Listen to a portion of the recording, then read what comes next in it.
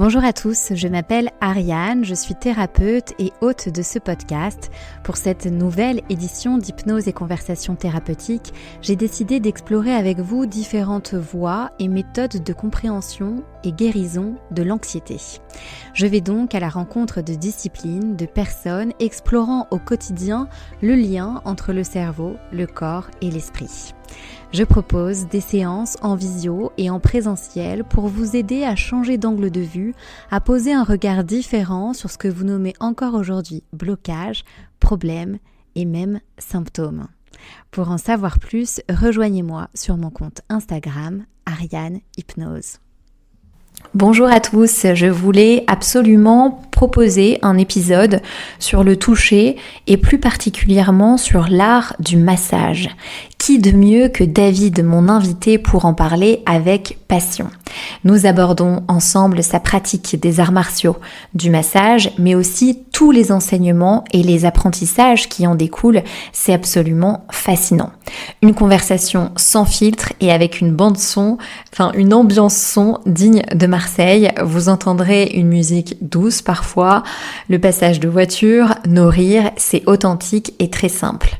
Une seule façon de soutenir le podcast est de vous abonner, de le partager et de laisser un avis. Je vous souhaite une très bonne écoute. Alors, bonjour David, heureuse de t'inviter sur mon podcast. C'était très important pour moi de mettre en avant le pouvoir du toucher par le massage.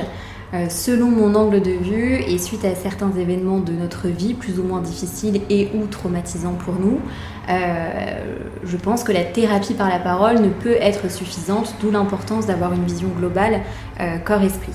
Le corps n'oublie rien de ce qu'on a vécu, le corps n'a pas de morale, le corps n'a pas de religion, de valeur, le corps n'a pas de jugement et surtout le corps ne ment jamais. J'aime rappeler que nos symptômes nous donnent souvent une information, ils nous alertent, c'est une information qui est précieuse, qui est utile et nécessaire, alors que souvent on a tout de suite envie de les faire taire. Nous avons besoin de nos symptômes jusqu'à ce qu'on en retire finalement la cause originelle et émotionnelle. Même si ces symptômes peuvent apparaître des années après les faits, après l'événement, ce sont les seules manifestations qui prouvent la réalité de notre souffrance et qui sont encore peut-être pour nous aujourd'hui inconscientes. Donc tu es ma sœur, c'est comme ça Oui, c'est ça. Ma sœur. Et sur ton site, on peut lire de nombreux témoignages que j'avais envie de partager pour qu'on puisse en savoir un petit peu plus sur ton parcours. J'ai pu lire « Allez-y les yeux fermés, apportez votre respiration profonde. David fera le reste. Il navigue le corps humain avec précision, ne laisse rien au hasard. Il saura vous aider à supprimer des blocages, retrouver de la mobilité, refaire circuler de l'énergie. Tout y est. C'est bien plus qu'un massage. Passer entre les mains expertes de David est une aventure. On apprend à se reconnecter avec l'essentiel. Cet homme est un cadeau de la vie, rien que ça. Magnifique. Allez le voir, il est complètement investi, habité. Il connaît le corps humain, le processus des énergies de manière quasi chirurgicale. Donc David, pourrais-tu te présenter et nous partager dans les grandes lignes ton chemin et ta rencontre avec cet art qui est le massage? Ok, alors merci Ariane de me recevoir. Et il faut pas prendre en compte de tout ce qu'il y a écrit, parce que même moi ça m'étonne, je suis le premier étonné. Mais en tout cas c'est joli, c'est magnifique, il faudra que je relise quand j'ai pas le moral, mais bon, ouais. C'est superbe. Écoute, moi, quand je suis arrivé au massage, j'étais dans les arts martiaux pendant très jeune, dès l'âge de 20 ans, le kung-fu. Et on nous apprenait à nous défendre et à casser. Voilà. Et j'ai toujours voulu avoir la panoplie complète, c'est-à-dire le gars qui sait se battre mais qui sait réparer. Et moi, j'étais chinois à l'époque, à 20 ans. J'en ai 25 aujourd'hui. Il faut dire la vérité ou... Ouais. Écoute, j'avais un fantasme, c'est de faire une école à Paris de médecine traditionnelle chinoise qui, en 5 ans, englobait le massage, la pharmacopée et l'acupuncture. C'est une école qui coûtait beaucoup d'argent. À l'époque, j'ai commencé à travailler très tôt et je ne pouvais pas me permettre. Et c'est resté une frustration en moi. Et j'ai toujours massé, en fait. Que ce soit ma grand-mère ou ma mère, il fallait que je les masse. Ça me plaisait pas du tout à chaque fois parce qu'on me demandait de venir les masser, etc., etc. Mais bon, ma maman me disait, ouais, tu as un truc dans les mains, tu as quelque chose dans les mains, vas-y, il faut développer cela. Comme c'est ma maman qui me disait ça, je ne l'ai jamais développé, mais c'est resté en moi. Et année après année de pratique d'arts martiaux d'hiver, c'est à Paris que j'ai rencontré, je me suis installé finalement avec le temps à Paris, et j'ai rencontré lors d'une autre pratique martiale, un de mes futurs profs de massage, on s'était entraîné dur et le prof à l'époque nous dit maintenant vous allez vous masser les épaules parce qu'on avait travaillé les épaules, je sais plus ce qu'on avait fait. Et il se retourne vers moi et me dit David, tu es avec nous, tu as de la chance. Donc je regarde d'un regard interrogateur et me dit oui parce que j'ai une école de massage. Et donc je suis allé et on ne s'est plus jamais quitté. No et Young qui sont mes professeurs à Paris et qui aujourd'hui sont des amis. Et ça a pallié, si tu veux, je me suis offert un cursus professionnel et ça a pallié ma petite frustration de ne pas avoir fait cette école dont je rêvais quand j'étais plus jeune. Et voilà, le massage est venu à moi comme ça. Mais quand tu dis qu'on avait l'habitude dans les arts martiaux, c'est que le toucher est déjà présent après un combat. Tu as une prise de conscience corporelle. Pour savoir faire une clé de bras, c'est du kung-fu, donc c'est un art martial. Donc la différence entre un art martial et un sport de combat, c'est que tu n'as pas de règles. Donc ça applique les yeux, etc., etc. Tu peux casser, tu dois te défendre, donc tous les coups sont permis. Et tu as un contact au corps, tu sais comment prendre un bras pour que ça fasse mal. Maintenant, comment tu fais si ça fait mal, comment tu dois faire pour réparer, quand c'est un muscle ou un os, une fois qu'il est cassé, il est cassé, mais tu as compris, j'avais l'image du sage aux cheveux blancs, chinois, en position du lotus, qui savait se battre, mais qui savait aussi, avec la sagesse qu'il y avait autour, tu vois, j'avais ce truc-là en moi. Voilà. Et que j'essaie d'acquérir petit à petit, mais c'est un fantasme. C'est une vie d'étude. Et d'ailleurs, je ne suis pas trop d'accord de ce qu'ont dit les avis, là, de ce dont tu as parlé au début. Il maîtrise le corps, il maîtrise son art, etc. Non, je ne maîtrise rien du tout. J'apprends tous les jours et c'est un puits sans fond. Et c'est ce qui me fait progresser, c'est parce que dans ma tête, je ne sais pas. Je sais pas. Je sais que je suis masseur, ça oui, mais je ne maîtrise rien du tout. Et qu'est-ce que tu as appris, parce que moi le côté arts martiaux ça m'intéresse aussi, oui. Justement, qu'est-ce que ça t'a appris avant le massage, parce que j'ai l'impression que le massage est venu après. Ça m'a appris l'humilité, parce que déjà le respect du professeur et le travail, la discipline. La culture chinoise, si je peux donner une image par exemple, si j'apprenais le basket à la façon chinoise, il y aurait 3 ans de théorie et au bout de 3 ans, si tu as fait tes preuves, tu touches le ballon. Tu vois, c'est un peu ça dans les arts martiaux. Donc moi, j'ai là le mannequin de bois qu'il y a derrière. J'ai pas pu toucher le mannequin de bois avant 5 ans d'exercice. C'était d'abord tu apprends la première forme pendant une année, ce qu'on appelle la Sinin Tao, c'était du Wing Chun. Et après une autre forme, il y a 3 formes, d'accord, dans ce kung-fu là. Et etc., etc. Donc il faut montrer patte blanche et montrer, parce que plus tu évolues, plus tu apprends des techniques dangereuses. Et on ne peut pas apprendre des techniques dangereuses à n'importe qui. Je ne vais pas t'attraper la gorge si tu vois, tu comprends. C'est une véritable arme à un moment donné. Et j'ai répondu à ta question, j'ai oublié. Oui, qu'est-ce que ça t'a appris? Ah oui, et ça m'a appris donc la discipline et l'humilité. Par exemple, le professeur, quand il venait nous reprendre quand on s'est exercé, qu'on faisait quelque chose de mal, on saluait, par respect, merci de me corriger, etc. On saluait avant le cours et à la fin du cours, qu'on soit hyper fatigué ou pas, c'était comme ça. Il y avait des postures à ne pas avoir, allonger les jambes de long, de tout son. Il y avait toujours un respect dans la salle à avoir et je trouve ça magnifique. Et ça t'apprend l'humilité parce que les arts martiaux, ça ment pas. Ou dans la boxe, parce que j'avais été boxeur avant le kung-fu, je veux dire, tu peux te prendre pour le meilleur, mais quand tu es sur le ring, c'est vite réglé, quoi. Tu es bon, tu n'es pas bon. Enfin, tu es meilleur que l'autre ou pas, hein, d'accord. Bon, sauf que tu peux être meilleur que l'autre à un moment donné, puis après, le lendemain, si ça se trouve, pour peu qu'il y ait quelque chose qui te tracasse, tu peux baisser la garde et prendre un mauvais coup, donc c'est pas... Donc voilà, ça m'a appris... En gros, la discipline et l'humilité. C'est déjà énorme. Et la prise de conscience corporelle, voilà, surtout. C'est ça qui m'a parce que tu apprends sur toi, tu travailles sur toi. Tu vois, comment c'est postural, etc., l'équilibre, blablabla, les appuis au sol, tu sens que, il y a un problème à la cheville, il peut avoir une répercussion dans l'épaule, etc., etc. Et donc c'est facile, ça te donne des outils pour la compréhension du corps quand tu étudies le massage, c'est une connexion plus rapide, on va dire. Ça fait tac-tac. Je pense que c'est un atout. Mais les arts martiaux, c'était un loisir. Passionnel. Ouais. Donc, pratiqué. Ouais, non, mais moi j'avais été traumatisé par, je sais pas si tu as vu ce film Batman, là, quand il perd ses parents, je crois que c'est le Joker qui assassine ses parents devant lui. Il est enfant, lui, Bruce Wayne est enfant. Moi, cette image, elle m'a traumatisé de voir, oui, c'est possible, tu peux. Alors, il faut que je puisse défendre, à l'époque, c'était ça, il faut que je puisse défendre la famille, etc. Et me défendre, bien entendu. Et puis à Marseille,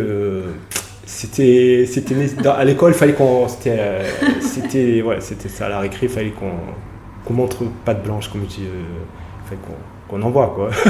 Mais t'as gardé quelque chose de très enfantin, finalement. Ouais, mais c'est pour ça que je disais j'ai 25 ans, c'est parce que dans ma tête, j'ai 20 ans. Okay. Ouais, TTC. Et donc cette découverte du massage, mais je crois que tu m'avais dit en off que tu étais aussi costumier, non? Oui, je travaillais dans les costumes sur mesure, j'adorais le tissu. Ouais. Mais comme j'étais vraiment mauvais à l'école, j'avais c'est pas que j'étais mauvais, mais je travaillais pas, je préférais aller faire du skate dehors, etc. J'étais très lunaire, très yang, on va dire. Et donc, pour gagner ma vie, je suis rentré dans les costumes, c'est vendeur de costumes, de luxe au début, puis après dans la mesure, et moi j'adorais ça. J'adore le chiffon, comme on dit dans le jargon du chiffon. Mais c'est encore un rapport au corps. Au corps aussi, exactement, bien sûr. Les prises de mesure, etc. Oui, effectivement. Et donc la transition entre ce métier-là et l'arrivée au massage, parce que c'est une formation qui dure combien de temps? Alors moi j'ai fait un cursus pro à l'école de Paris qui durait, ça dure un peu plus de 2 ans on va dire, mais c'était par module d'une semaine, tu fais une semaine, tu travailles après de ton côté et tu reviens quand tu es prêt. Par exemple le massage taille, je crois que c'était en 4 modules, tu vois, par cas. Donc tu passes une semaine et... Puis un jour, je suis allé voir Mo, moi je dis bon, ça y est, je suis prêt. Il me fait non, tu n'es pas prêt du tout. Ah bon, je suis reparti. Ils ne font pas de cadeaux, les larmes aux yeux, et hop, retour à la case départ. Et c'était une super école et un bel apprentissage. Et moi, c'est ce qui me fallait. Ils ne font pas dans la dentelle, c'est job or no job, tu vois. Et donc à l'époque, j'étais encore à Paris, donc je vendais ces costumes, mais quand il y avait quelqu'un qui avait mauvaise mine, un des vendeurs, on était une équipe de 8 vendeurs, je crois, je le touchais. Je touchais la caissière qui avait les épaules en feu, je touchais un jour, j'avais un collègue, il allait rentrer chez lui. Il était vraiment pas bien, je me souviens de cette anecdote. Et donc je dis, viens, on s'est mis dans une cabine d'essayage, et en fait, j'ai senti sa jambe, il avait un truc à la jambe, et je sais pas comment c'est venu, tu vois, et en fait je lui ai fait un point, je m'intéressais aux points d'acupression, etc., parce que c'est les mêmes points en fait, les points vitaux, les points d'acupression, les points d'acupuncture, quoi, c'est la même chose. Donc je lui ai touché un point là au niveau du tibia, en dessous le genou, qui normalement revitalise, d'accord, qui touffe. Et je l'ai massé comme ça pendant un moment, et en fait je l'ai sauvé. Le gars il avait peut-être de la fièvre, tout ça, et il allait rentrer chez lui, vraiment. Et le gars... c'était fini après cette pratique-là, donc tu vois, alors c'est pas vraiment les mains, c'est juste que je m'étais documenté et puis il y a le cœur, un massage ça vient du cœur, donc dès que tu donnes, l'autre reçoit et c'est une alchimie, ça se mélange et tchac, l'énergie arrive. D'ailleurs moi ça fait du bien quand je masse également. Et alors pour la petite anecdote, un des vendeurs nous avait vu, il était jaloux parce que il voyait que je massais des gens des fois, tu vois. Donc c'était très scolaire, il était allé voir les supérieurs. Donc après ça a fait un bordel, mais j'étais reconnu pour ça. On savait que je massais, mais bon, il fallait pas que je le fasse ou il fallait que je le fasse en cachette, etc. Mais après, ça venait du cœur. Ça venait du cœur et jusqu'à ce qu'à un moment donné, je me suis dit mais vas-y. Alors, j'ai commencé à ouvrir mon cabinet à Paris. Je massais chez moi, donc j'étais toujours salarié, mais je massais chez moi. Et puis jusqu'à ce que le Covid arrive, etc., le confinement, blablabla. Et puis là, c'était. Après, il y a eu une vague de licenciement, deuxième vague.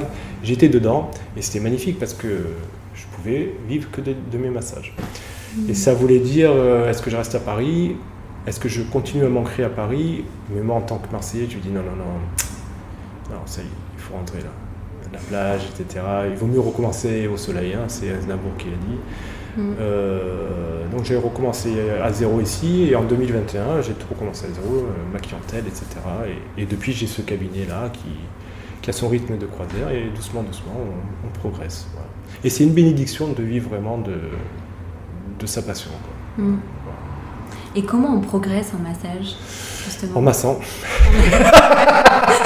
Ouais, non, mais comment est-ce que par exemple, ce que tu as appris au tout début, c'est plus du tout ce que tu fais aujourd'hui? Ouais, exact. Ouais, mais même mes profs, si tu veux, mes profs, ils ont fait leur premier pas dans une école de massage à Paris. Non, pardon, c'était pas une école, c'était un institut de massage thaï, d'accord? Parce qu'ils sont métis thaï et je ne sais plus quoi, Cambodge, et je sais plus quoi, bon bref. Et après, ils ont ouvert leur école. Donc 10 ans dans cet institut, après ils ont ouvert une école. Je peux la nommer ou pas? On s'en fout, c'est JD, JD à Paris, dans le 8e, magnifique. Et ils ont 25 ans d'années de massage et ils sont suivis par... Alors notre maître est parti cette année, on a un vrai maître de massage à Chiang Mai, en Thaïlande. Et tous les ans... Comment on devient maître de massage? Alors, ouais, ça c'est une bonne question. Je pense que c'est en vouant cette vie au massage et aux autres, mais ça demande aussi de la spiritualité. C'est-à-dire prière le matin, prière de gratitude, je m'ancre, d'accord? Ancrage, méditation, prière de gratitude. Moi, c'est comme ça que je fonctionne. Je ne peux pas masser si je n'ai pas fait mes prières parce que je vais partir en bibrine si je rentre là-dedans. On va faire d'entre-deux. Non, c'est-à-dire que si tu veux, par exemple, toi, tu es venu recevoir un chinesang, le massage du ventre. Avant de toucher une personne pour le massage du ventre, moi, il faut que je sois lavé de toutes mes émotions, entre guillemets, négatives. Pas de colère, pas d'anxiété, pas de peur, parce que je peux te transmettre cela. Et toi, tu viens te nettoyer, d'accord? Et comment je me nettoie? En méditant, en allant nager en eau froide ou en faisant un peu de sport un peu tous les jours. C'est un métier extraordinaire parce qu'il me demande de m'entretenir. Et après, je peux poser mes mains sur toi. Là, je suis d'accord, eau froide, etc. Mais on devient un vecteur. Enfin, moi, je le vois comme ça. Je deviens un vecteur. C'est-à-dire, il y a le receveur, celui qui est allongé sur la table de massage. Il y a le guérisseur, le créateur, Dieu. On peut l'appeler le Tao. Moi, je suis croyant, donc je vais l'appeler Dieu. Et moi, je suis un intermédiaire. Je suis juste un vecteur. D'accord? L'énergie, je reçois, ça passe à travers moi, hop, et je te transmets. Et inversement. Et après, ça circule. Et c'est comme ça que j'arrive à, des fois, j'arrive à faire des choses que même moi, je ne sais même pas. Hein. J'ai une collègue, elle m'a dit, j'avais une cystite, je ne savais même pas que j'avais une cystite, mais je sentais qu'il fallait que j'aille vers la vessie, etc. Et je lui ai fait des points corrigés. Et en fait, plus rien, fini. Bon. Et des fois, je fais des choses extraordinaires comme ça. Mais c'est des intuitions qui te viennent justement. Non, tu es guidé, tu sens que là, il y a un truc, tu vas pas, tu vois, il faut pas toucher là. Si tu veux pas les mains, c'est froid alors que ça devrait être chaud. Tu vas sur les émonctoires, les reins qui sont humides, tu vois, normalement c'est un peu humide. Si c'est chaud là, il y a un problème, c'est bouché, enfin tu crains, etc. Et comment tu as réussi à te faire confiance? On va vraiment partir dans... Ouais, non, c'est très long. Mais comment... C'est une bonne question, c'est très long. Comment tu as réussi à te faire confiance avec justement ces informations que tu recevais? Alors, j'ai été guidé. À chaque étape de ma vie, il y a des guides qui apparaissent. Moi, ça s'est arrivé comme ça. Si tu veux, à Paris, avant de rencontrer Yong et No, mes futurs professeurs de massage, j'avais rencontré un professeur de tai chi qui était tous les jours au Jardin du Luxembourg, qui s'entraînait, qu'il pleuve, qu'il neige ou qu'il vente, il était tous les jours là-bas. Pour moi, c'est un vrai maître. Hein. Et il m'apprenait des choses. J'ai mis 1 an avant de comprendre et de ressentir quelque chose. Vraiment, je savais qu'il voulait me transmettre quelque chose, mais je ne savais pas quoi. En fait, c'était le chi, ressentir le chi, envoyer ça dans le sol. Et donc là, on était encore dans l'aspect martial. Mais en fait, c'est la même chose. Ça peut être curatif et martial. Ça dépend comment tu veux utiliser l'énergie. Est-ce que tu veux donner pour soigner ou est-ce que tu veux blesser? Est-ce que je détruis ou est-ce que je construis? Tu vois, il y a 2 énergies, yin yang. Donc, là, on était plutôt dans le martial, dans cet échange à l'époque. Et mais au début, il me parlait, il me prend pour un con, quoi. Pardon, on coupera. Je ne sais pas ce qu'il veut me transmettre, etc. Bon. Et en fait, c'est en commençant à masser que j'ai compris certaines choses. J'ai ressenti des choses et j'ai utilisé ce qu'il me transmettait lui dans le tai chi, dans mes massages, au niveau du chi, l'énergie. Et donc c'était une première étape, un préliminaire si j'ose dire. Après j'ai rencontré Yong et No. Alors un jour, quand je suis venu m'inscrire à l'école, je lui ai dit bon écoute, moi j'ai un fluide dans les mains, ma mère me l'a toujours dit, tout ça, ce dont je parlais au début. Il me dit écoute, ça tu le gardes pour toi, mais nous c'est très concret, tu vas prendre les lignes de tension musculaire, tac tac tac tac tac, et tu vois, et donc il m'a calmé sur le côté spirit. Et donc pratique à la chinoise, dur, travail, 2-3 jours, 3 cobayes, à l'époque il faut que tu masses 3 personnes par jour minimum, etc. Tu es masseur si tu masses, point barre.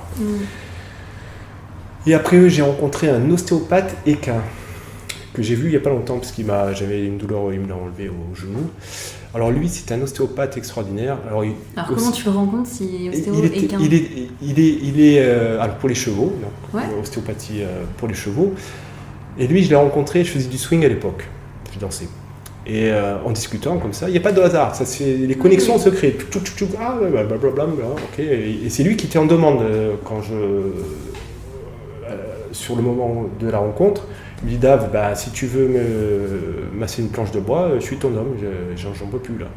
Donc et au moment où je le masse, je ressens un truc qui était aussi désagréable que quand je massais mes profs. Parce que quand tu masses tes profs, tu as une tension, tu as une compression de chaleur que tu ne devrais pas avoir normalement. Donc c'est la bonne école. Et là, je ressens la même chose, des sueurs, tu vois, et je commence à cogiter. Alors que normalement, quand tu masses, tu éteins le cerveau. Tu ressens. Ce qu'il dit Bruce Lee, stop thinking, feel. Okay, Et là, je sens, mais j'en peux plus. Et d'un coup, il me dit, bon, vas-y, lâche la pression. Et lui, il est en train de recevoir le message, le gars. Il me dit, mais là, au moment, je ne sais pas qu'il est ostéopathe encore. D'accord. Et il me dit, vas-y, relâche tout, je sens que tu sais masser, vas-y, relâche tout. Et il me regarde même pas, il me dit, oui, bon, d'accord, ok, en fait, je suis ostéopathe. Ah, d'accord. Donc le mec, il s'est même pas retourné, mais il a vu que il a senti ma perplexité. Mais comment il sent ça, lui? Et de là, on a parlé, etc. Et il m'apprend plein de choses. Et là, il m'apprend à utiliser le chi que j'ai utilisé donc avec le fameux prof Patrick, le fameux prof de Tai Chi à Paris. Alors le chi, c'est l'énergie. L'énergie vitale, on va dire, qui vient du Dantian là. Et lui, il me dit, pareil, cette histoire de vecteur, tu vois.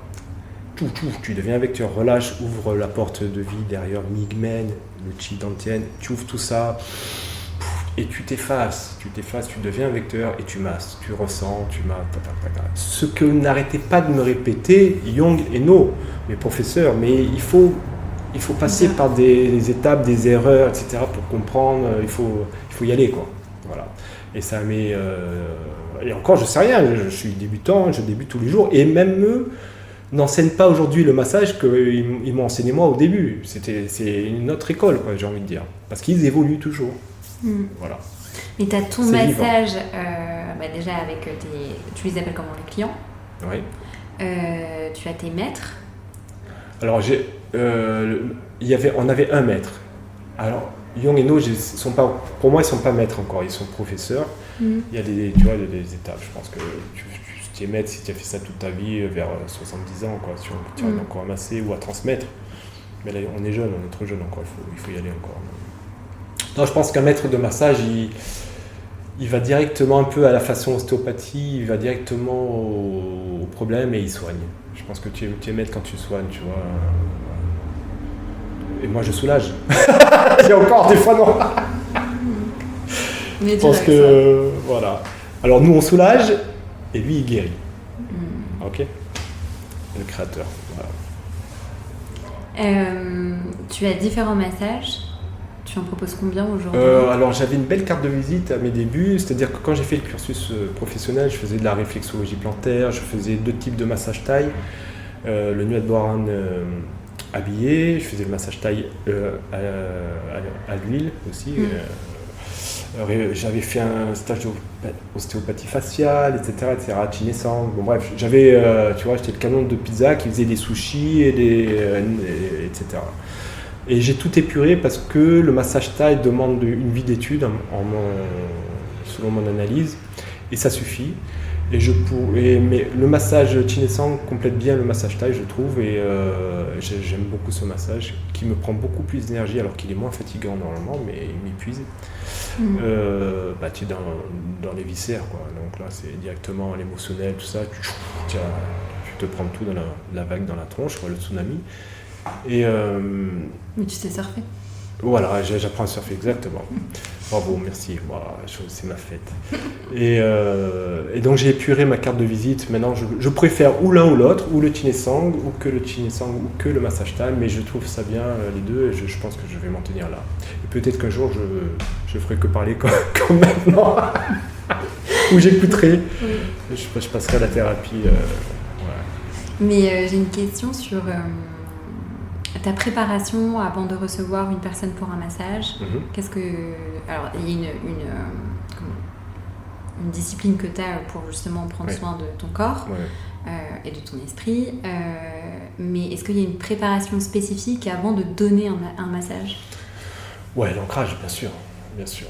Il faut soi-même s'ancrer et selon comment je sens, un nettoyage de main à l'eau froide. Moi j'ai un rituel, en fait je suis étudiant en Torah depuis un moment et je mets un peu de la pratique kabbalistique et de la Torah, la sagesse de la Torah qui est un puissant fond également dans ma pratique. Parce que si tu veux, petit aparté, quand j'ai étudié les arts martiaux, je suis né dans une famille juive traditionnelle et j'étudiais un petit peu le bouddhisme et je m'intéressais au taoïsme, etc. Mais en fait, un jour, je me suis dit, mais tu as tout à la maison. Tu es né dans le... Vas-y, ouvre un peu la Torah, etc. Pourquoi tu vas chercher alors que tu es à la source, tu vois Et finalement, ça fonctionne très très bien. Donc par exemple, pourquoi je te parle de ça ? Parce que le lavage des mains, on a un rituel avant la prière du Shabbat de se laver les mains qui est d'une façon que j'utilise moi avant de toucher quelqu'un pendant les massages. C'est une façon d'épurer, d'enlever toute mauvaise énergie jusque sous les ongles, tu vois, ça va loin. Et donc je fais un petit peu ça, je fais mes prières, etc., de gratitude. Donc ça c'est tous les matins au lever. Je remercie d'être en bonne santé, quoi, d'avoir tout, on a tout. Hein. On a un toit, on mange, mais surtout je me mets en forme, quoi. L'âme est revenue dans le corps, justement, plus ou moins harmonieuse selon la chance de chacun, tu vois. Ça c'est gratitude, c'est le secret en fait. Merci, quoi. Merci, je suis là parce que la vie est magnifique, hein. Malgré ce qu'on veut nous montrer.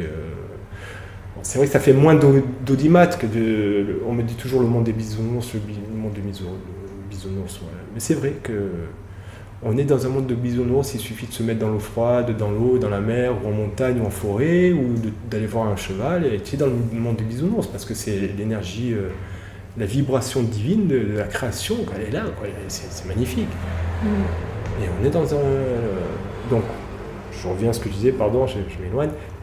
Prière de gratitude le matin, petit déjeuner équilibré, hop. Étude, je peux étudier selon ma forme, ou alors, et après c'est le corps. Donc après le corps, ça dépend, je suis à l'écoute. Si j'ai besoin de physique, je vais courir. Je ne suis pas très course moi, mais je pratique des Tao, des choses un peu physiques. Je pratiquais dans les arts martiaux, je frappe là-dessus, ou je vais nager, etc.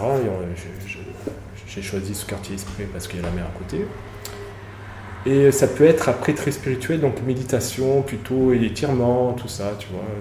J'écoute le corps, ce qui est en demande, mais c'est tous les jours, hein. C'est tous les jours pour être... c'est même pas une rigueur, c'est hygiénique presque, c'est en demande. J'ai la chance de pouvoir le faire, donc je le fais. Voilà. Parce que quand tu es papa de 3 enfants et avec maman, etc., c'est plus dur, quoi. Surtout quand tu es chef d'entreprise, là, ça roule. J'ai le cabinet qui a son rythme de croisière qui me permet de le faire, etc. Donc je continue et c'est parfait. Ouais. Donc cette préparation qui fait partie de ton quotidien, donc c'est toi finalement. Ouais, là, bravo. Là, je suis à 50 ans, donc je me sens en harmonie. 25. 25 ans, bon, voilà. Dans ma tête, 20 ans. Je me sens équilibré, en harmonie et cohérent avec mes choix de vie, finalement. Ce qui n'a pas toujours été le cas. Mais c'est un chemin, c'est pas grave, c'est comme ça. C'est un luxe aussi. Ah oui.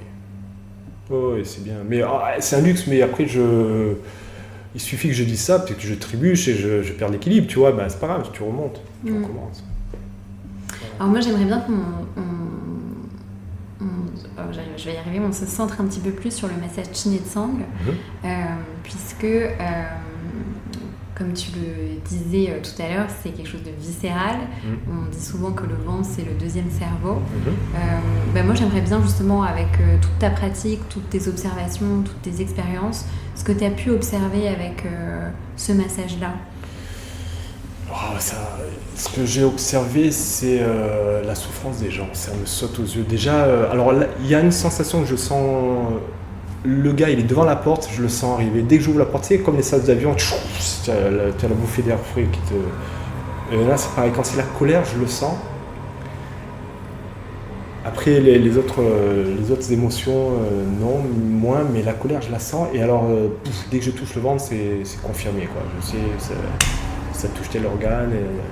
Parce que c'est ce que tu me disais aussi la dernière fois, et moi je partage cet avis-là, même si c'est pas une vérité, c'est vrai que d'aller se faire masser uniquement le ventre, c'est quand même assez rare, parce que moi ce que j'ai ressenti aussi pendant ce massage-là, c'est que j'avais l'impression de dévoiler toute mon intimité. Exact, ouais. Et je me suis dit effectivement, il n'y a rien d'agréable en fait à l'idée de se faire masser le ventre. En revanche, c'est un voyage après. Ouais. Et pendant, non? Ça n'a pas été un voyage pendant? Si, c'est un voyage pendant. Ah, d'accord. C'est ça que je veux dire. Mais c'est pas en soi l'endroit que j'ai envie de me faire masser. Ah non, c'est pas une sinécure. C'est pas, tu veux pas au spa avec la musique et les huiles de jojoba, etc. Donc pour moi, c'est vraiment thérapeutique. Ah oui, c'est thérapeutique. Ouais. C'est thérapeutique et c'est pour ça que j'ai mis un petit peu plus cher que l'autre massage. Et on va vraiment là où ça pique, vraiment. Moi, des fois, alors, c'est jamais les mêmes massages, même avec la même personne. Et t'appuies, des fois, tu appuies là, tiens, pouf, et la personne, elle se met à pleurer. Là, alors là, tu la laisses. C'est toujours bouleversant, hein. Je me mets là dans le coin parce que je veux la laisser continuer. Et surtout, si tu nettoies, tu libères, quoi. Et en fait. Donc c'est toujours bouleversant, et voilà, ce que j'apprends à travers ce massage, c'est la souffrance des gens, c'est tout dans le ventre, tu sens toute la souffrance accumulée, tu vois, le ventre dur, et je lâche pas, et puis d'un coup tu fais vas-y, lâche, respire, je les fais respirer, et là ça sort, tu vois, c'est comme waouh, ou ça sort pas, des fois ça sort pas, hein. Des fois il y a une résistance qui est là, qui est bien ancrée, peut-être la peur ou les anciennes blessures, non, je me protège. Des fois, tu masses des parpaings, hein, je masse des armures, quoi. C'est difficile, c'est long, mais c'est moi qui suis trop dans l'ego, peut-être. Je suis dans le je veux apporter, mais en fait, non, tu veux rien du tout, vas-y, tu fermes les yeux, et là, je me réentre. Quand je me rends en phase, je veux lui apporter quelque chose, là, c'est trop, je suis trop dans l'ego, tu vois, je me prends pour Superman, j'ai la cape, et là, j'ai une petite micro-sagesse qui vient me dire non, recommence. Donc je referme les yeux, réancrage pendant que je masse, la personne elle s'en passe. Je m'efface et je continue. Voilà. Alors, autant il y a des massages où tu sens tout, et des fois je sens rien. Des fois je sens vraiment rien. Écoute, je fais le protocole. Et là je fais du bien, tu vois, je fais un massage. Et tu sais pourquoi tu sens rien parfois? Non, alors ça peut être peut-être un manque d'ancrage de ma part, peut-être un manque de la personne est trop. Souvent, c'est la personne, ils sont trop dans le cerveau, quoi. Ils n'arrivent pas à éteindre. Ils sont j'arrive pas à les faire respirer. C'est difficile, hein, de lâcher prise. Tu vois, il y en a qui viennent entre deux rendez-vous, de boulot, tu vois, ils sont pas dedans. Enfin, il y a plusieurs possibilités, quoi. Mais en tout cas, quand la personne revient 1, 2, 3 fois, tu sens, et elle sent qu'il se passe un truc. Et surtout après, parce que c'est un massage qui, ça bouge pendant 48 heures, quoi, il se passe des choses. Et alors tu ne garantis pas de l'effet, parce qu'il y a des gens, ils peuvent aller courir le soir même, aller faire du sport, il y en a qui sont à chaise pendant 2 jours, il y en a qui ont pleuré, j'ai des retours après, souvent je leur demande, je ne demande pas tout le temps, ça dépend des cas, tu vois, mais j'allais dire, c'est prétentieux ce que je vais dire, mais là où je vois qu'il y a une évolution dans ma pratique, c'est que hier je massais des gens qui avaient le syndrome du côlon irritable, tu vois, c'est la mode, c'est le mal du siècle. Hier c'était le dos, maintenant c'est le syndrome du côlon irritable. Et aujourd'hui j'ai des gens qui arrivent avec des problèmes, tu vois, ça peut être de l'inceste, ça peut être de perte d'enfants, etc., etc. Donc c'est des... Voilà. Et là je me dis, bon, s'il m'envoie ce genre de personnes, c'est qu'il y a une évolution, qu'il y a de la confiance, et que voilà.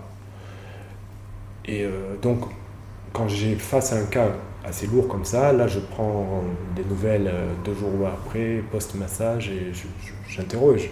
Et c'est jamais les mêmes réactions, c'est ça qui est incroyable. Et est-ce que tu as vu des évolutions justement où tu peux nous partager des... Quand je vois plus je vois plus les clients sans on les a plus jamais revus, sans qu'ils soient... ça y est, ils sont passés à autre chose, c'est nettoyé, quoi, c'est bon. Et vis-à-vis du ventre, qu'est-ce que retient le ventre? C'est tout finalement? C'est vraiment le... En fait, parce qu'on ne sait pas respirer.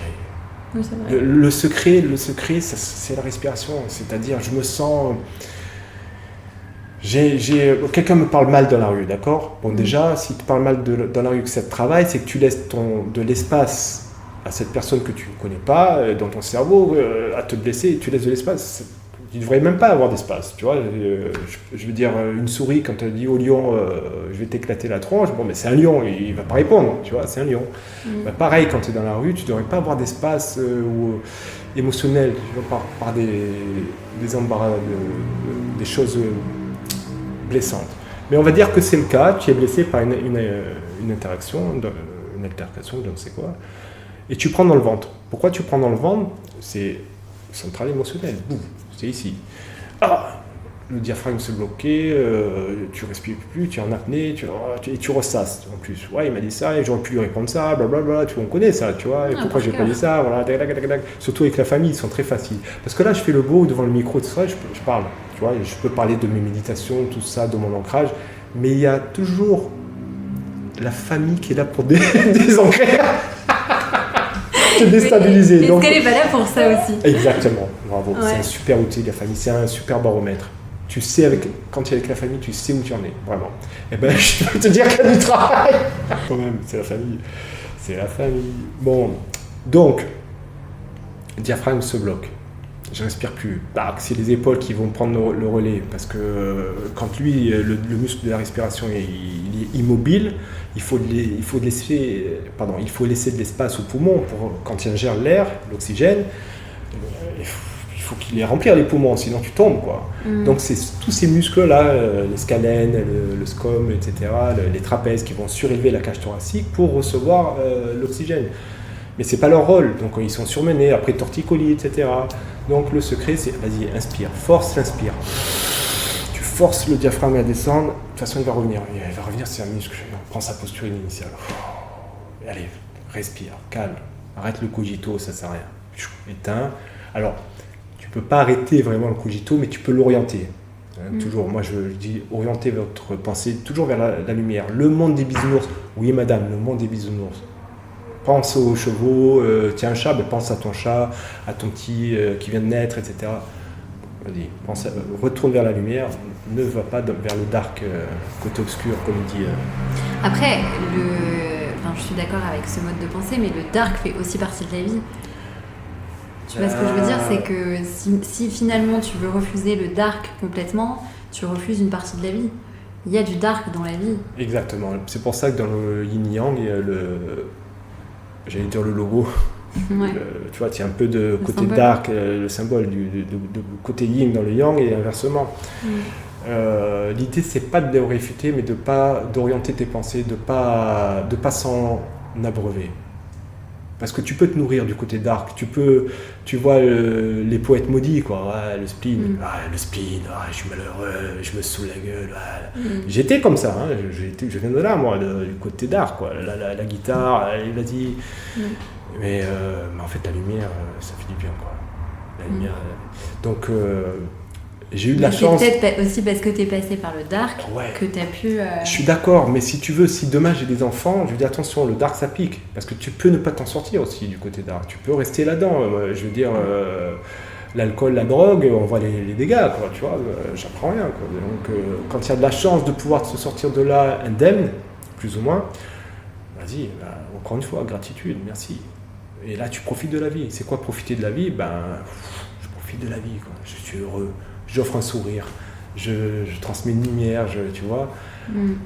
Et d'ailleurs, je ne pourrais pas faire ce métier, je serais un charlatan si j'étais encore dans le poète maudit, côté spleen, et que je touchais les gens. Ça ne marche pas, quoi. Moi, il faut que les gens... C'est comme au boulot, tu reçois un client, mais tu as le sourire. On s'en fout, tu mets tes bagages dehors. Mais c'est pareil, le boulot, sauf que moi, j'ai décidé de les mettre dehors. J'ai décidé d'être heureux à 47 ans. Et aujourd'hui, à 50 ans, je peux te dire, je suis un homme heureux. Et ça fonctionne. Parce que quand tu es heureux, quand tu vas chercher cette lumière, c'est une vibration, d'accord, une énergie vibratoire, que tu transmets. Donc, je ne joue pas les super-héros, mais à mon petit niveau, dans mon périmètre de vie, je transmets cette lumière, cette vibration d'énergie positive. D'accord ? Et ça rééquilibre un peu le monde de peace, la paix, l'amour. Et je me nettoie moi d'abord, je vais chercher parce que bien sûr pour être en paix, pour donner de la paix, il faut être en paix avec soi. Ça c'est tu vois, tout le monde parle de paix, mais vas-y, commence par toi. Tu vois, être en paix, s'accepter, l'amour, j'arrête de me juger négativement, etc. J'accepte mes défauts. Il n'y en a pas beaucoup, mais bon.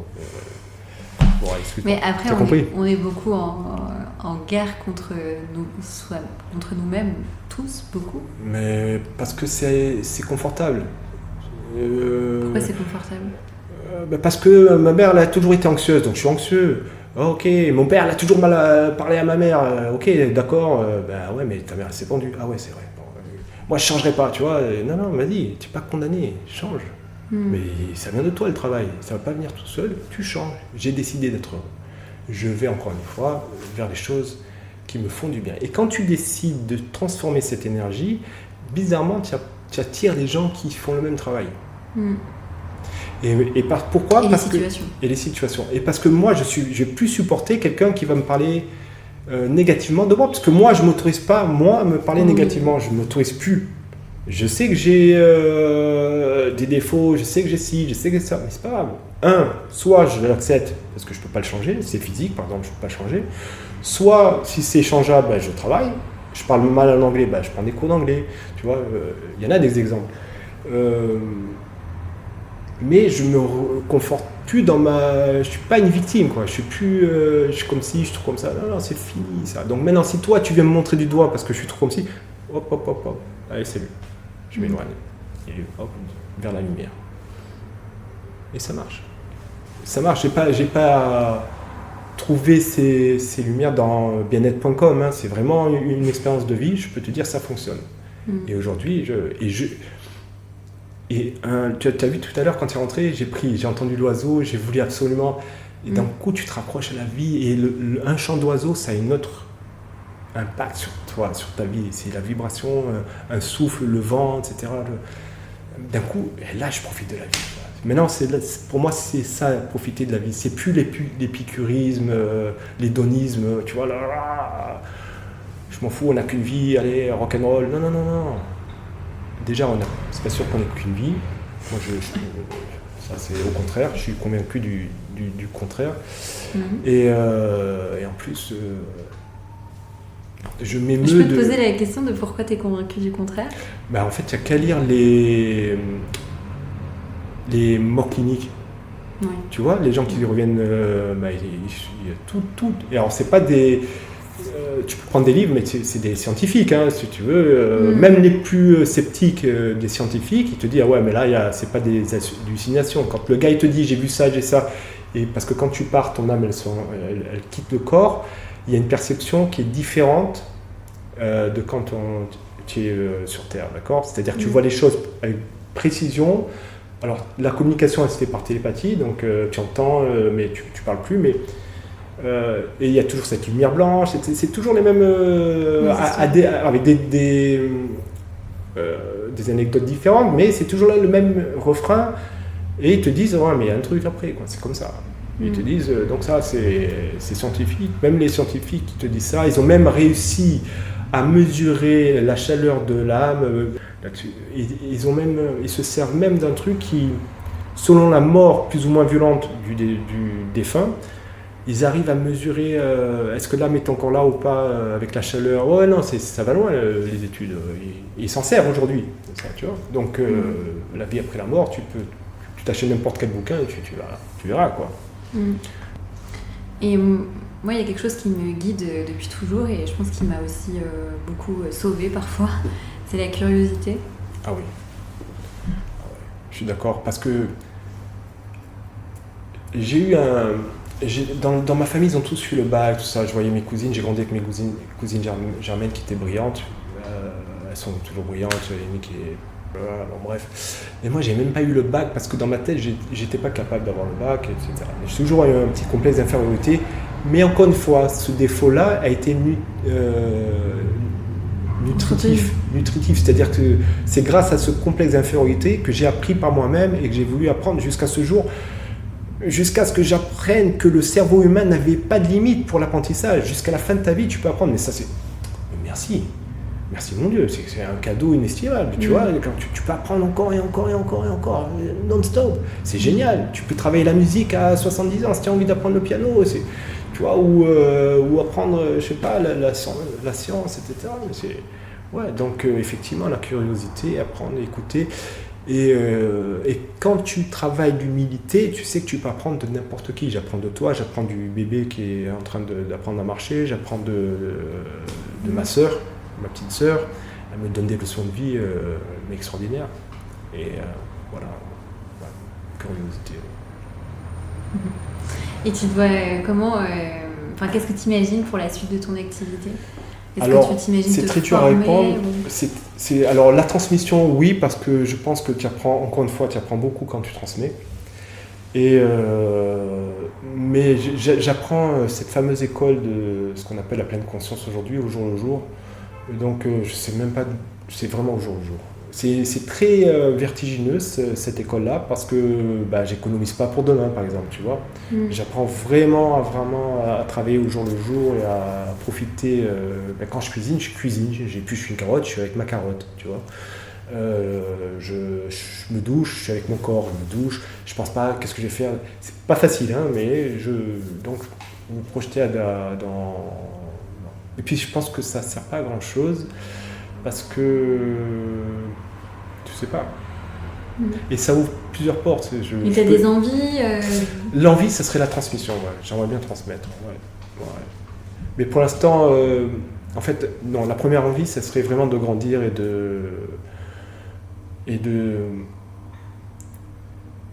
vraiment de soigner. Enfin, j'aimerais bien soigner les gens. C'est prétentieux, tu vois, parce que j'ai pas fait médecine ni quoi que ce soit, mais passer par d'autres chemins qui me permettent de vraiment aider les gens au niveau de leur douleur. J'en parlais avec mon prof là, il y a pas longtemps. J'ai eu au téléphone, j'ai dit écoute, moi j'ai vraiment envie d'aller dans le soin, vraiment. Parce que là c'est du massage. Ce qui est honorable déjà, parce qu'on est dans la détente, on détend les gens, on les fait respirer, etc.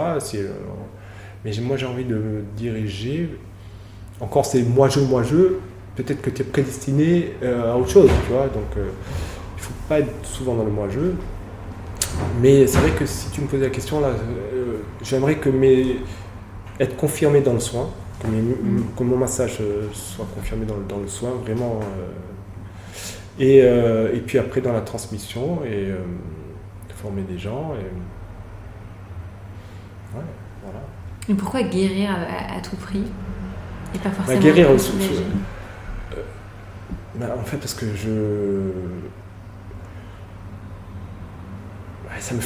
ça fait mal de voir les gens souffrir en fait. Tu as envie de les... Tu vois, Et alors que la souffrance, c'est une opportunité de se recentrer. Tu vois, donc finalement, c'est peut-être pas une aide de vouloir guérir à tout prix, mais il n'y a pas de hasard. Des fois, quand tu es Pourquoi ? Parce que quand tu es malade, tu réalises maintenant. Tu peux faire le retour en arrière de tout ce que tu as fait, etc. avant de partir. Voilà, là, tu ressens vraiment, tu fais le point. Voilà. Et puis, oui, je sais pas pourquoi, c'est une bonne question. En fait, si, parce que c'est jubilatoire, voilà, tout simplement. Quand il y a des personnes qui arrivent, là, tu les... et qui respirent, ils te disent oh, merci, merci. Alors, ça, au-delà de flatter l'ego, c'est une chose, mais ça fait du bien. Je te jure, ça fait du bien. Est-ce que tu peux ressortir aussi de massages justement où tu as énormément donné, où tu as reçu aussi, mais est-ce que tu peux être épuisé aussi après? Ouais, ça m'arrive. Ça m'arrive et ça m'est arrivé pas plus tard qu'il y a 2 jours. Là, j'avais dans la journée, j'avais que 3 massages et si tu veux, le deuxième, la femme, pourtant elle avait 25 ans de yoga dans la tronche, d'après ce qu'elle me disait, mais elle m'a vidé complètement. Mais c'est ma faute. C'est moi je sais pas ce que j'ai fait qu'il fallait pas faire ou que j'ai pas fait qu'il fallait faire, qui m'a vidé. Mais elle m'a vidé complet. Et je pourrais pas te dire pourquoi. Mais est-ce que c'est pas parce que toi t'as trop donné aussi? Peut-être que je suis encore une fois, ouais, tu as raison. Peut-être que je suis dans le je veux et c'est pour ça que j'ai du mal à rester 1 heure. C'est 1 heure le massage, tu vois. Alors en Chinesang, c'est pas possible. À mon niveau, c'est pas possible. C'est très difficile d'être efficient, c'est-à-dire efficace en peu de temps dans ce métier. Enfin, moi, j'y arrive pas. Alors en taille, j'y arrive plus ou moins, mais en Chinesang, alors je masse pas les viscères pendant 1 heure, 1 heure et quart, parce que le gars, il va prier pour que je me casse les doigts, quoi. Mais tu commences par les jambes, à faire, tu vois, relancer le flux sanguin, puis après tu poses tes mains et tu sens, et ça prend du temps. Mais c'est vrai que j'ai aussi, tu as raison, donc s'il y a un moment où je devrais travailler sur moi, c'est effacer le je veux. Donc soigner. C'est prétentieux. 1, c'est prétentieux. 2, la personne elle a un problème, je peux l'accentuer.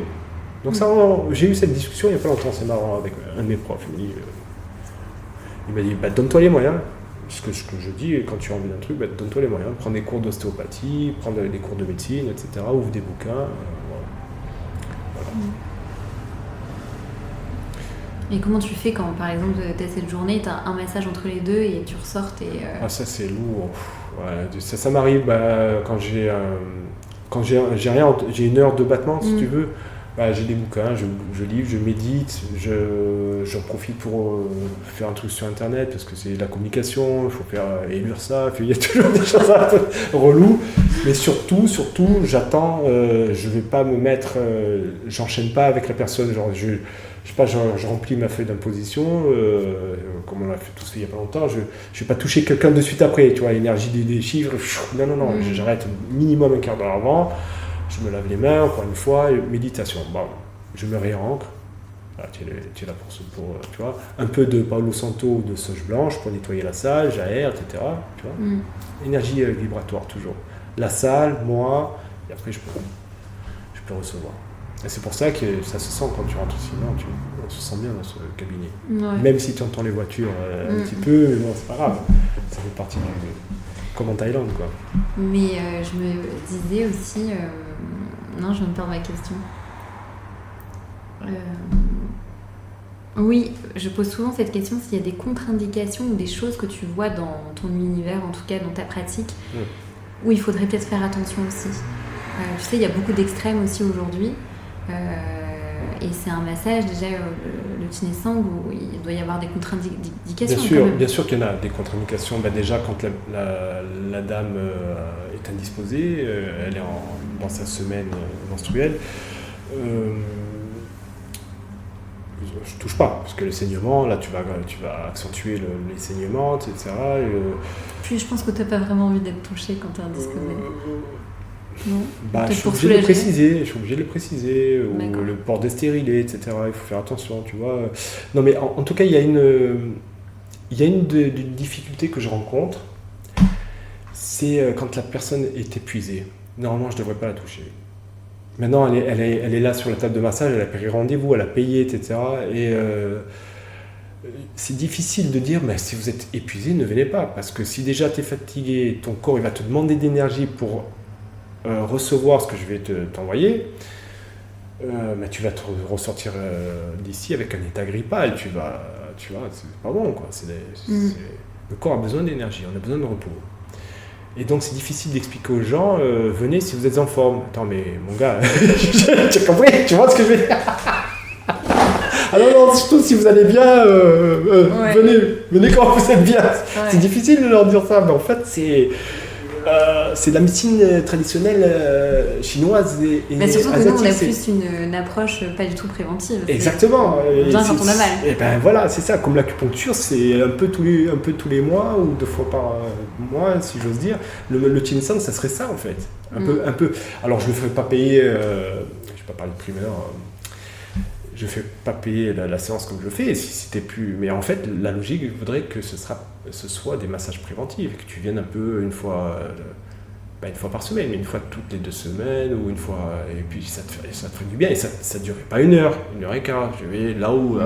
le foie, ben viens, on va travailler le foie, tiens, et puis tu ressors, allez, salut, à bientôt. Comme un abonnement, mais ça serait ça en fait. Mais c'est ça, en Chine, c'est comme ça, hein. Et quand la personne, je veux dire, le médecin en Chine, quand la personne tombe malade, c'est la honte pour le médecin, parce qu'il n'a pas fait son job, entre guillemets, hein, tu vois. Je noircis le tableau, mais c'est un peu ça, quoi.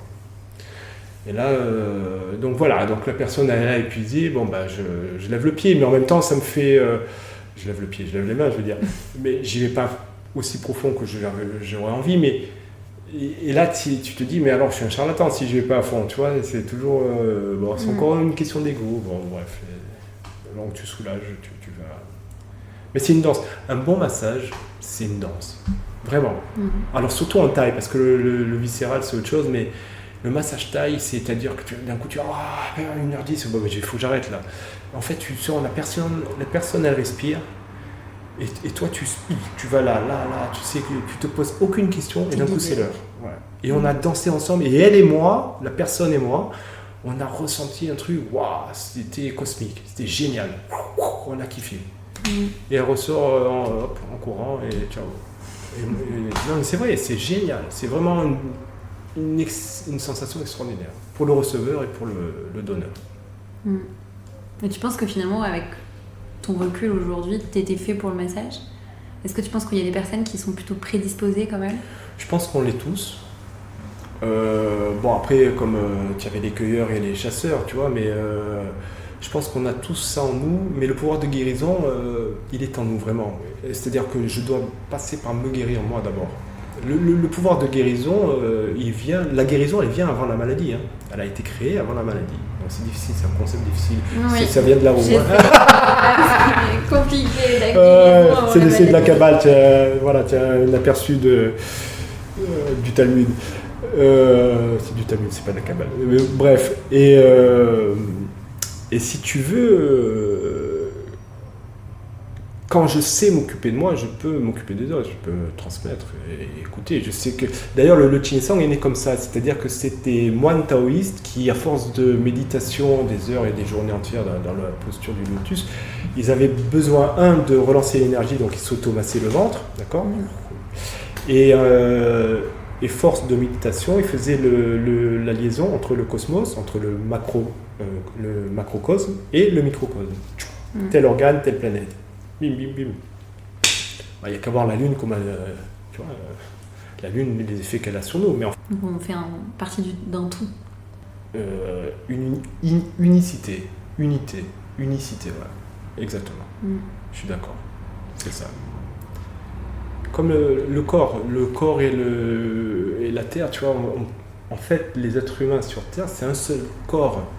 Une fois qu'on aura compris ça, ce sera la paix dans le monde. C'est-à-dire que, je vais dire, ta main gauche, elle ne va pas chercher querelle à la main droite. Elles ont besoin l'une de l'autre. Les cellules, pareil, elles sont ensemble. Mais quand il y a un corps malade, un corps étranger, on se... Tu vois, mais regarde les arbres. Quand il y a un arbre malade, ils transmettent tous avec leur sève, leur truc, tu vois, avec et tous les arbres autour vont aider l'arbre malade. Et c'est extraordinaire, ça fonctionne comme ça. Et la vie, c'est ça, en fait. Le jour où les êtres humains comprendront cette notion d'unicité, mais voilà, on pourra vivre en paix, quoi. Est-ce qu'il y a des citations qui t'ont aidé dans ton parcours d'apprentissage, justement avec le massage, avec ta discipline, ou des personnes qui t'ont vraiment porté? Waouh, ouais. Il y en a une de Osho sur le massage, comme quoi il dit qu'un massage n'est jamais fini et un vrai massage vient du cœur. Je suis entièrement d'accord. Ça c'est pour la promo, le massage n'est jamais fini, voilà. Et non mais c'est vrai. Pour la petite anecdote, j'avais mon ex-fiancée, je la massais beaucoup avant que je commence mon école d'apprentissage, etc. Quand je suis passé entre les mains de l'école, elle supportait plus que je la touche. J'étais vraiment dans le massage technique, tu vois, je réfléchissais, il n'y avait plus cet instinct, elle veut stop, non, arrête, c'est bon. Et tu comprends, et en fait un vrai massage ça vient vraiment du cœur, et donc là l'apprentissage c'est comment tu vas masser ce gars là qui est il travaille, ça m'est arrivé il n'y a pas longtemps, il travaille les cheminots, tu vois, il pèse 120 kilos le gars, il est là en souffrance. Maintenant comment tu vas le passer celui-là qui sent la transpiration avec le cœur? Ben vas-y, donne du cœur, vas-y, masse-le, ouvre. Super travail, non? Voilà, citation, j'en ai tous les jours des citations, mais tu veux les citations, j'en ai beaucoup. Ouais. Et des personnes dans ta discipline aujourd'hui, avec qui tu te formes, qui t'apportent? Toujours mes profs, ils aiment pas, enfin No me dit, Marraine m'appelait mon prof, c'est No qui est mon prof et mon ami, je leur dois ma reconversion qui a réussi depuis. Young et No, et bon, Young est nouvellement papa donc il se déplace pas, mais No vient fréquemment me voir à Marseille et à chaque fois il me règle. Tiens, maintenant c'est parce qu'encore une fois c'est vivant, donc eux évoluent, donc tu vois, non c'est plus cette partie du cou, c'est cette partie du cou, elle est moins sharp, etc. Il me règle au diapason, tu vois, tac. Et moi comme j'évolue, je me dis j'ai hâte qu'ils reviennent, je dis attends. L'élève a dépassé le maître, mais en fait, quand il me touche, je fais non, encore, parce que nous aussi, ils évoluent, donc c'est génial. Toi, ça te paraît évident, mais ça veut dire que les ajustements, c'est-à-dire que vous voyez ou vous avez besoin on se masse. Vous massez. Ah ouais, c'est des échanges, c'est génial. Déjà parce que j'en ai besoin physiquement, moi je suis rétamé à force de donc prendre. Donc tu te fais masser que par tes profs? Je suis difficile. Comme un cuisinier, plus tu cuisines, plus tu es difficile. Quand tu vas au restaurant, tu es vite déçu. Ou en musique, tu vois, quand tu écoutes de la bonne musique chez toi, tu sors, tu dis, c'est quoi cette daube, quoi. Mais c'est pareil, en massage. Et encore une fois, des gens cohérents. Tu vois, les profs de yoga, il y en a beaucoup des profs de yoga, mais les vrais profs de yoga qui font pas que des asanas, qui font méditation, qui ont une vie à côté, il n'y a pas beaucoup, quoi. Il y a cette vague là, post-confinement de bien-être, tu vois. On fait tous du bien-être, mais en fait, c'est une manne déjà, c'est vrai que ça rapporte. Mais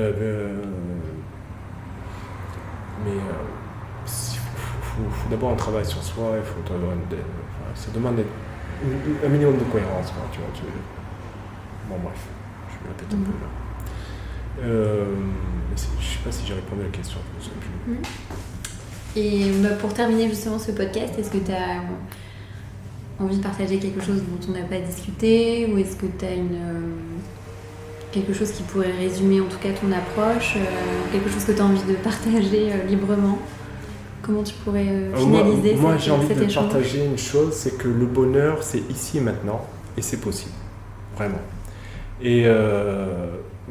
Mais ça commence par soi, c'est-à-dire que alors c'est pas de l'égoïsme, c'est je veux arrêter de me défoncer la tronche, parce que les scuds on va en recevoir de toute façon. J'arrête de m'auto-critiquer en permanence, de me faire du mal, même inconsciemment, même en plaisantant, tu vois, encore, regarde j'ai grossi. Non, on arrête de se faire du mal, de s'auto-critiquer négativement. Je fais la paix avec moi. Et ça va transformer le lotus, va s'ouvrir si tu veux. Et là, je vais dans le bien-être. Le mot bien-être, il a une valeur là, ici. Quand moi, je suis en paix avec moi, je respire finalement et je peux transmettre cette paix là aux autres. Et ça, je crois que c'est une belle ambition à partager. En tout cas, c'est possible. Si je l'ai fait, c'est pas du fantasme. Ne pas s'autocritiquer. Ouais, se faire vraiment du bien, mais aller vers la bienveillance. C'est-à-dire que, c'est quoi la bienveillance? Quand je mange, est-ce que je me nourris ou est-ce que je mange? Si je mange pour manger, il faut manger pour avancer, donc je mange un hamburger, des trucs, ketchup, blablabla, du sucre. Mais là, je me défonce. C'est pas bon. Le sucre, c'est un poison, on le sait. Donc, moi, je les vois, les gens qui bouffent du sucre, l'intestin, il hurle. On ne peut plus, quoi. C'est un poison, vraiment. Ça te fracasse le microbiote. Donc, je me nourris. Tu sais qu'il faut de la couleur dans l'assiette, il faut manger, éviter la viande rouge, ça développe l'agressivité, etc.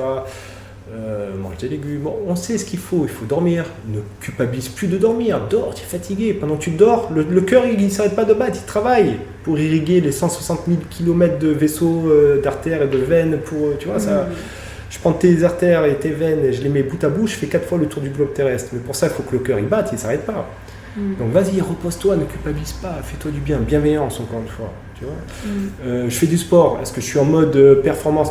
Aïe, claquage, bim. Ou est-ce que je fais du sport parce qu'il faut un équilibre physique, intellectuel, spirituel, la balance, l'harmonie, tu vois, la bienveillance. Donc quand je suis en mode bienveillant avec moi, dans tous les domaines, ça procure ce bien-être, et ben après je transmets, je peux sourire. Et quand tu reçois un sourire, mais bouf, c'est une vague de bonheur, c'est une vague de chaleur, ça fait du bien, etc. Voilà. Après, juste pour quelqu'un qui a l'habitude de, tu vois, si on se met à ta place peut-être il y a quelques années, ou qu'est-ce que tu aimerais peut-être te dire, toi, à ton toi, entre guillemets, d'il y a quelques années, d'hier, qui peut-être était très dur avec lui-même? Ouais, moi c'était la colère mon truc. J'étais dans la colère, je tapais là-dessus, hein, tu vois, le truc en bois là. Moi c'était la colère. Je me serais dit travail, c'est-à-dire. Tu as deux forces, deux énergies. L'une est destructrice, l'une est créatrice. Fais ton choix. Vers quoi tu veux diriger? À quoi tu vas aspirer? C'est quoi tu veux partager quoi dans la vie? Tu es dans une salle d'attente. Personne ne connaît ce gars qui rentre, il est en colère, le gars. Mais toute la vague de colère, tout le monde va la ressentir. Pourtant, on le connaît, il a pas ouvert la bouche, mais on le sent. À quoi tu veux participer dans cette vie? À la colère, à la peur, la frustration, l'anxiété, ou on va chercher quelque chose qui fait du bien. Voilà. Trop beau, merci. Avec plaisir. Merci à toi.